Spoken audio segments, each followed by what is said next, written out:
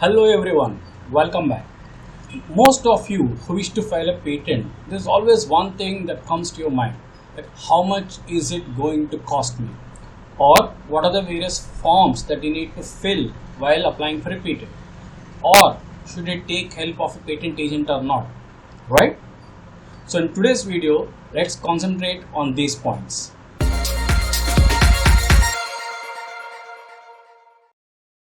Namaste everyone. My name is Madhav Reddy. I am an entrepreneur and a startup mentor. In today's video, we shall discuss about what are the various forms that you need to fill while you apply for a patent and what are the fees associated with these forms. Now, typically there are 6 forms that you need to fill while applying for a patent. Apart from these 6, there are 2 more forms which are optional and which comes with extra fees. And these forms are used to speed up the patent filing process. Of course, we'll discuss about each form in detail, but before we proceed, please do subscribe to my channel for more informative content like this, and please don't forget to hit the bell icon. So, let's get started.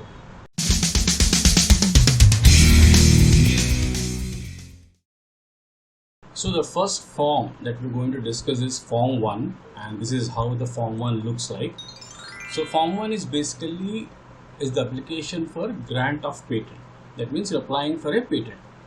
And let us look at the details which are mentioned in the form. So you can ignore this first section because that is for the office use. So the patent office will fill those details. So here, first of all, you have to mention what type of patent application are you filing. Whether it is going to be ordinary, convention, PCT, divisional, or patent of edition, etc. So almost in 60-70% of the cases, the application is ordinary. Convention and PCT normally people file when they go for international patents. So mostly it's going to be ordinary, so you can tick that. The next section is where you're going to mention all the details of the applicants. Like if there are 4 people or 5 people who's going to own this patent, so you're going to mention all the applicant details, their nationality, the country of residence, and the address of the applicant. Then we have what category are you going to apply this. See, the patent you can apply in almost 4 categories. One is either as a startup or as an individual person. You can apply as an SME or small scale industry, or others which do not fall in these categories, they all fall in the others. So if you are a startup, please select startup, which is mentioned here. Then you have details about the inventors. In many application cases, many a times the applicants and inventors are both same people. So you can mention here same as above.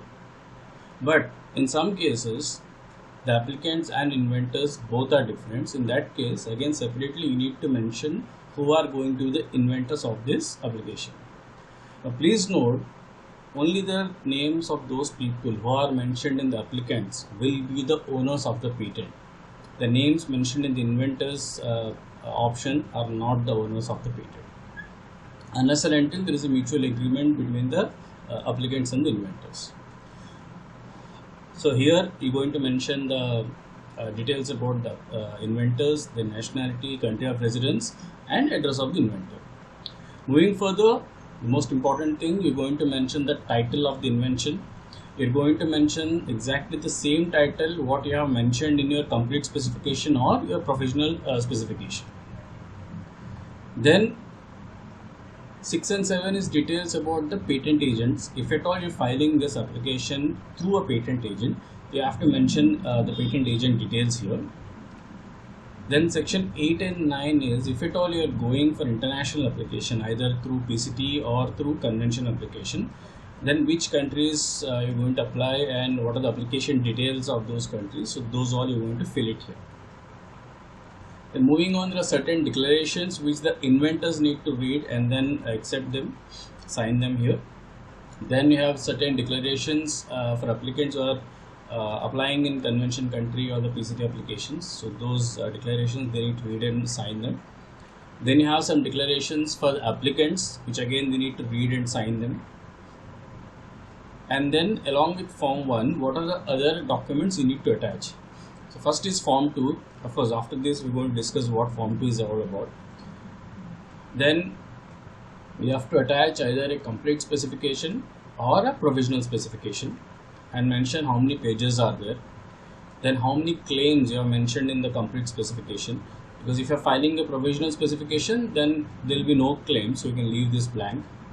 If at all you're going for complete, then number of claims, again how many number of pages. The reason why they're asking number of pages is, for each form there is certain fee that you need to fill, and that fee is applicable only to certain number of pages. So if you cross the number of pages allocated, then you have to pay extra fee per page. So that is the reason why we mentioned number of pages here. Then what you have mentioned in the abstract, that you're going to mention number of pages again, and number of drawings, how many pages again. And then when you come down here, you have a section about how much amount you're paying, and then some declarations and everything which you need to fill. So this is about form 1, the first form that you're going to fill, which is the application for grant of patent. Now moving on to form number 2. Now form number 2 states what document are going to submit, whether it is submitting a provisional specification or you're submitting a complete specification. So here again, in the first part, you need to mention the title of your invention, then the details of the applicants, and then if it is a provisional, this would be the preamble of your description, and if it is a complete, then this would be the preamble of your description, and they need to mention a description here. Then again claims, if at all it is provisional, you can leave it blank, and each claim should start with these words. If it is individual, the claim would start with I claim. If it is a group of applicants, then it will start with we claim. Then the date and signature and the abstract of the invention. So along with this form 1 and 2, you need to attach the either provisional specification or the complete specification. So this is the first set of forms. Now let's move to the next form. So the next form is form 3. So form 3 is basically a statement and undertaking as per section 8, in which again you're going to mention the name of the applicants, and here you're going to declare if at all apart from India you're not applying any patent rights in any other country, then you will be selecting option 1. But if at all you are applying in other countries also, then you will be selecting option 2, and they give details of those applications and the dates which our countries are applying. And here you have to give the status of all those applications, whether you only applied for the application in other country, or is the publication already happened in that country, or the patent has already been granted in that country. So those details have to be mentioned here. Then in those countries, if at all you have an assignee who is taking care of all your patent applications, then those assignee details has to be mentioned here, date, and then you have to sign it. And then whoever is filing this application, their signature and their names to be mentioned again here. So that's a simple form number 3 for statement and undertaking. Now moving on is form 5. The form 5 is about declaration as to inventorship. So here you'll have the first section which has the details of the applicants, and then we have the details of the inventors, their name, their nationality, their address, and you have certain declarations which the applicants and the inventors need to read and then sign them. So that's again a very simple form 5. The next is form 28. Now this form you need to fill only if at all you're filing the application as a startup or as a small entity, that is SME. So here you need to, again as mentioned here, you need to insert your name, address and nationality, and there are certain documents that you need to submit to prove that either you are SME, that is small entity, or a startup. So if at all you are SME, so as mentioned here, you have to mention registration certificate under MSME, and if you are a foreign entity, then accordingly you need to submit a proof that you are SME. If at all you are a startup, you need to provide a document stating that you are a startup and eligibility. In most cases, people file the Startup India certificate. And if you are a foreign entity, similarly you need to provide a document which proves that you are a startup. And then you need to sign again with the date, signatures and names, and then submit this. So this is form 28. The next is form 18. Now whenever you file an application, unless and until you fill this form 18, which is for request examination, your application will not be examined by the examiner. So normally there is a timeline to fill this form. Of course, we're going to discuss that in a separate video about the timelines, but it is always recommended that you file this form along with the other forms when you're doing the first filing. So do not wait till that time that is given to you. You just fill it along with all other forms. So form 18 is like you're requesting the examiner or the controller of the patents to perform the examination of your documents and applications. So here again you're going to fill the applicant details. So this section will be filled if at all the applicant himself is filing this examination form, or if somebody else is filing the examination form on behalf of applicant, then section 3 will be filled, and then the date signature as usual. So that is form 18. The last one is form 26. Now form 26 again you will fill only if at all you are taking help of a patent agent or attorney to fill these applications and drafting on behalf of you. So in form 26 you are authorizing that particular agent to perform the acts on behalf of you. So here along with inserting your name and details, you have to insert the details of the patent agent, his address, and then you are signing it officially, giving the permission. It's more like a power of attorney to perform the task related to patents on behalf of you. See, you're not giving the rights of your patent, you're only giving the rights to perform the application process and other required details. So these are the other set of forms. Now let's move to the last section of forms. There are two forms which are optional, which comes with extra fee. If you're interested, you can fill them. There is no mandatory that you need to fill those forms. So let's move to the last section of forms. So the next form is form 9. So as mentioned, form 9 is optional.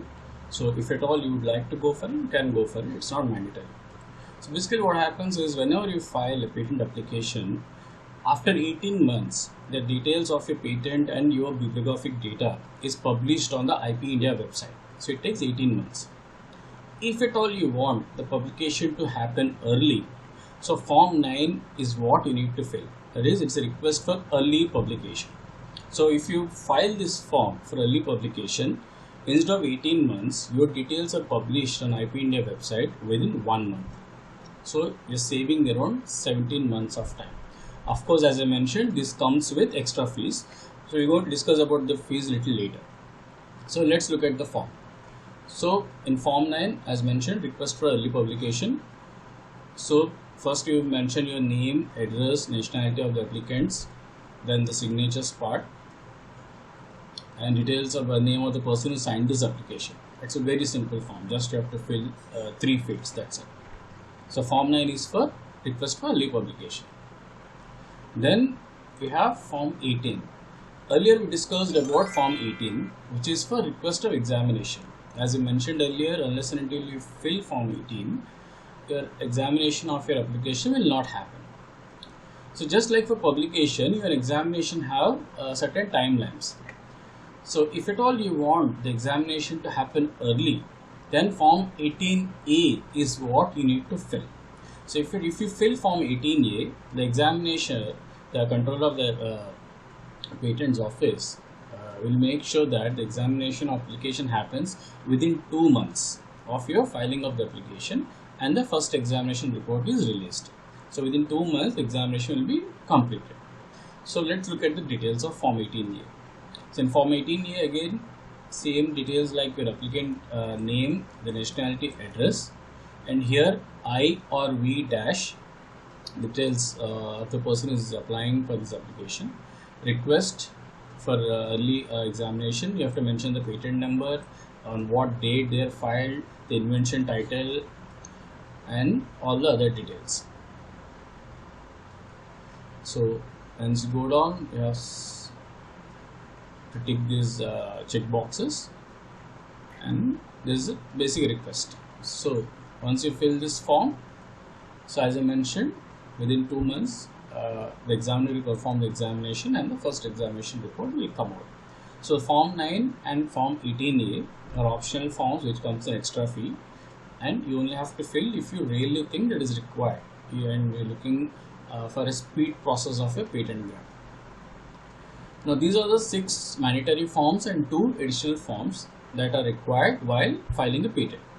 Now as I mentioned, all these forms comes with fees. So let's look at the fees that are associated with these forms. Now coming to the fees part, earlier we have mentioned that you can file a patent application in multiple categories. Like you can file it as an SME or MSME, like a small entity, or a startup or individual, or others. So based on what category you choose, the fee for these forms also changes.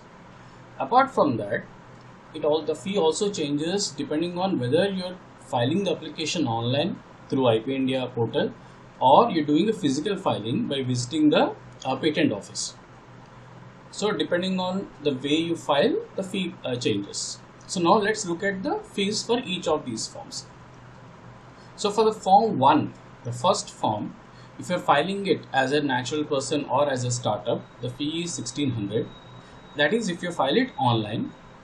If you're filing it as a small entity or SME, it is 4000 rupees. And if you're filing it as others, it is 8000 rupees. The same form 1, if you're filing by physical filing, like by visiting the patent office, it is 1750 Indian rupees. As a small entity or SME, it is 4400, and for others, it is 8800. So that is form 1. Now form 2, form 3, form 5 and form 26.